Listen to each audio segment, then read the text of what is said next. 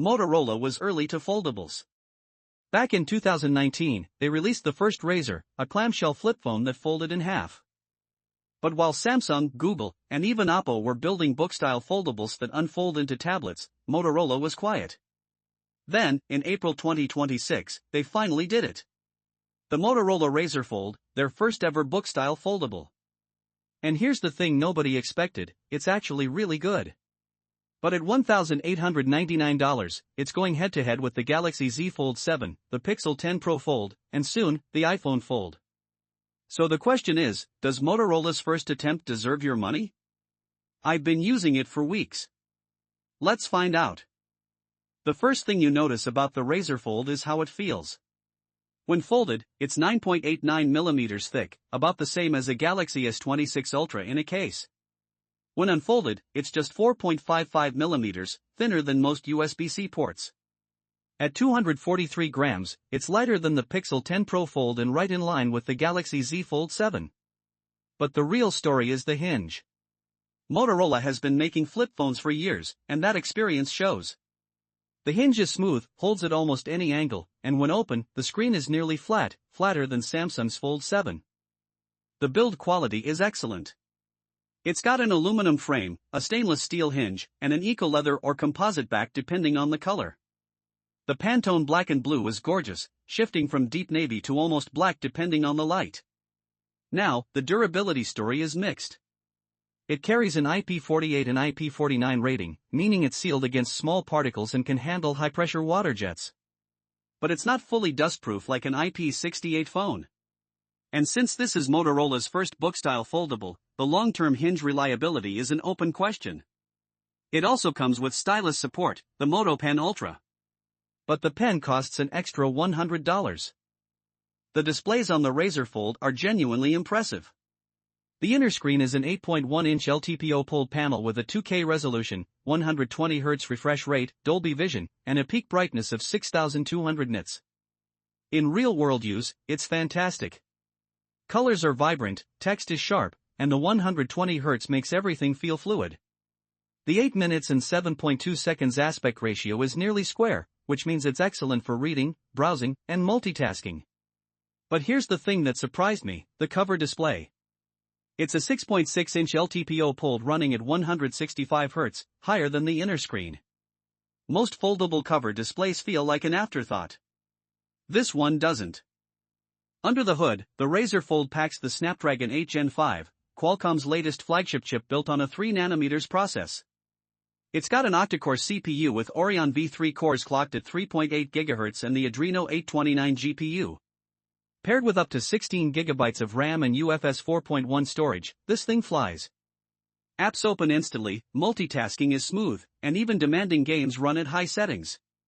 It runs Android 16 with Motorola's Hello UX, which is surprisingly clean and close to stock Android.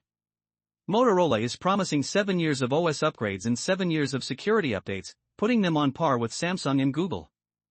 But there are two things I don't love. First, the AI key. It's a dedicated physical button on the side that launches Moto AI. In theory it's useful, but in practice I kept pressing it by accident, and Moto AI itself is not great. It's slow, the suggestions are rarely helpful, and Google Gemini does everything better. Second, the charging situation. There's no charger in the box. And while the phone supports 80W wired charging, you need a specific Motorola Turbo Power charger to get those speeds. With a standard USB PD charger, it's much slower. The camera hardware is genuinely ambitious. 350MP sensors on the back, a main wide camera with a Sony LYTIA828 sensor, a 122-degree ultra-wide that doubles as a macro shooter, and a periscope telephoto with 3x optical zoom. In good light, the main camera produces excellent photos. Colors are natural, Pantone validated, with good dynamic range. The ultra-wide is solid too. Video recording is a highlight, you can shoot 8K at 30 frames per second with Dolby Vision. The 3x periscope telephoto is useful, but at 5x and beyond, quality drops off compared to the Z Fold 7's 5x optical zoom. Samsung and Google still have the edge in computational photography, especially in low light. This is where the Razr Fold absolutely shines. It has a 6000 mAh silicon carbon battery, the largest battery in any foldable sold in North America. I consistently got through a full day and well into the next day on a single charge. This is genuinely 2-day battery life for most people. Charging is equally impressive. 80W wired charging gets you from 0 to 30% in about 10 minutes, and a full charge in about 60 minutes.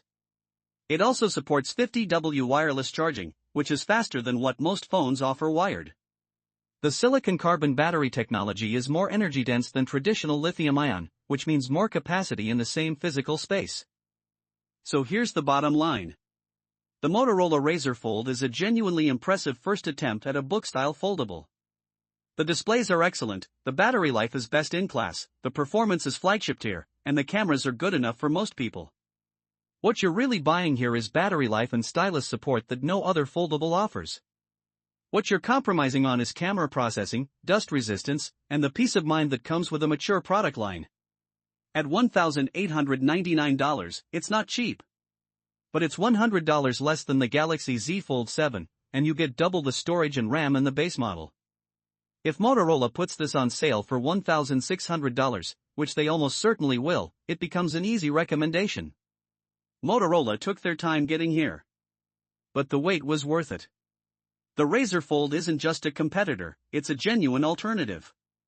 If you found this review helpful, hit that subscribe button. I make videos like this every week. And drop a comment, would you buy the Razr Fold, or are you waiting for the iPhone Fold? Let me know.